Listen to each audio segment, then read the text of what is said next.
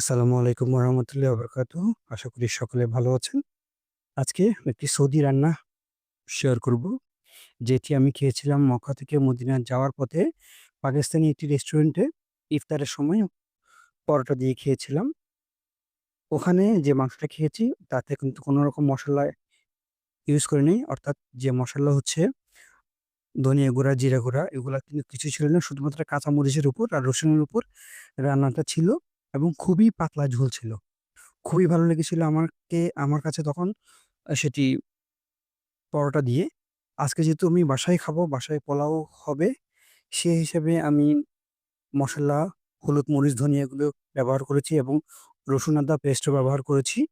আমি একটি অভিজ্ঞতা অর্জন করলাম। হ্যাঁ, অবশ্যই আমারটা কেমন হয়েছে জানি না। তো আমার খেতে খুব ভালো লেগেছে। তো আমার কাছে আমি যেটা সৌদিতে খেয়েছি সেটা এখনো মুখে লেগে আছে। এর পরবর্তীতে হলে আমার জন্য আমি যদি একা খাই তাহলে অবশ্যই মসলা ছাড়া শুধুমাত্র ঘিয়ের উপর ভেজে আমি আমার জন্য আবার তৈরি করব। যেহেতু আজকে বাসার সবাই খাবে তাই আমি মসলা ইউজ করেছি। এই খাবারের একটি বিশেষ গুণ হলো এটি যেহেতু ঘি দিয়ে রান্না করা হয়, যারা গরুর মাংস খান পেট কষা হয় ঘি রান্নার কারণে এটি খাওয়ার পরে কিন্তু পেট কষা হয় না। যার কারণে খুব দ্রুত হজম হতে সহায়তা করে। সবার জন্য শুভকামনা। আল্লাহ হাফেজ, ভালো থাকবেন। আসসালামু আলাইকুম ওয়া রাহমাতুল্লাহি ওয়া বারাকাতুহু। আসসালামু আলাইকুম ওয়া রাহমাতুল্লাহি ওয়া বারাকাতুহু। আশা করি সকলে ভালো আছেন। আজকে একটি সৌদি রান্না শেয়ার করব। যেটি আমি খেয়েছিলাম মক্কা থেকে মদিনা যাওয়ার পথে পাকিস্তানি একটি রেস্টুরেন্টে ইফতারের সময় পরোটা দিয়ে খেয়েছিলাম। ওখানে যে মাংসটা খেয়েছি তাতে কিন্তু কোনো রকম মসলা ইউজ করিনি। অর্থাৎ যে মসলা হচ্ছে ধনিয়া গুঁড়া, জিরা গুঁড়া এগুলা কিন্তু কিছুই ছিল না। শুধুমাত্র কাঁচা মরিচের উপর আর রসুনের উপর রান্নাটা ছিল এবং খুবই পাতলা ঝোল ছিল।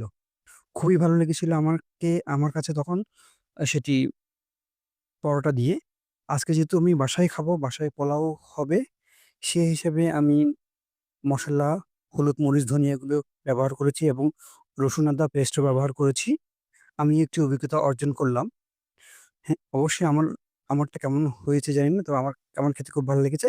তো আমার কাছে আমি যেটা সৌদিতে খেয়েছি সেটা এখনো মুখে লেগে আছে। এর পরবর্তীতে হলে আমার জন্য আমি যদি একা খাই তাহলে অবশ্যই মসলা ছাড়া শুধুমাত্র ঘিয়ের উপর ভেজে আমি আমার জন্য আবার তৈরি করব। যেহেতু আজকে বাসার সবাই খাবে তাই আমি মসলা ইউজ করেছি।